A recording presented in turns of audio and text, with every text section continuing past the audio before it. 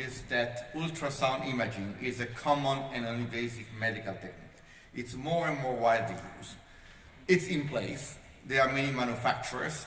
Typically, the apparatus is large, or at least for me, large is something big like this podium, which is something that it's not easy to be transported, for example, in an ambulance, or not easy to have at home.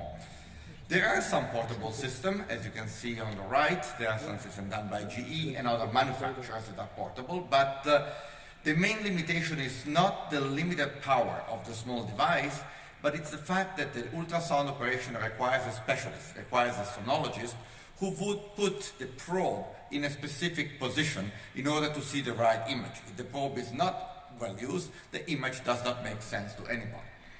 And then also portable systems have limited processing capability. Systems are closed systems, that is, the software is proprietary. It's not possible to develop apps and build on top of existing systems. So the objectives of this task is to build a medical imaging device that has the capability of large, non-mobile systems, and also enable the 3D imaging. By building 3D images and models for this, it is possible to capture images, possibly transmit them through telemedicine, and then having the sonologist on the receiving end, because it's possible to rotate the image and therefore understand the feature that the doctor is looking for. From an engineering standpoint, what we want to build is a parable, scalable ultrasound system that can be used at mobile points of care and also leverage programmable hardware and parable computation. This is multi-scale system engineering because it's an engineering that bridges the gap among sensing, processing, and visualization using a limited set of resources. So what are the grand challenges? Why is this science? Well, one issue is to be able to achieve energy scalable processing, storage, and on-chip communication. This is extremely important to achieve portability and to achieve a form factor so that the device can be used. And at the same time, what we want to do is to achieve probably correct algorithmic and software implementation. So being able to put in place way of verifying the algorithms, way of constructing the software so it's fully correct, so that the system can be safe. Now, a way of visualizing our work is starting from ultrasound application that can be seen as a flow of MATLAB functions and mapping them onto parallel architectures that now we see them as using FPGA-based systems.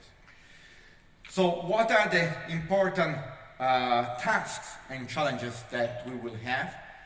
One is to be able to provide a safe and efficient flow that maps the abstract computational flow into programmable hardware and FPGAs, and possibly later on a many-core ASIC processor if this becomes available to us.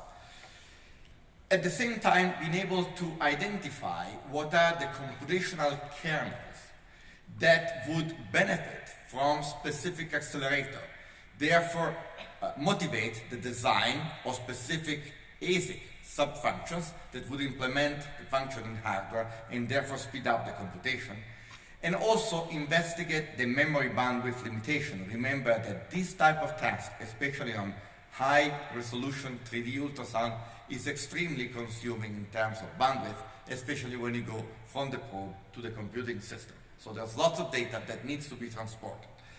Finally, we want to develop also an interface computational engine that provides links to two sides of the equation. On one side, the physics, the probe itself, and the highly demanding analog circuitry that you need to have on the front end, and on the opposite hand, how to be able to use a display engine, which eventually could also be a low-cost tablet connected to a portable device.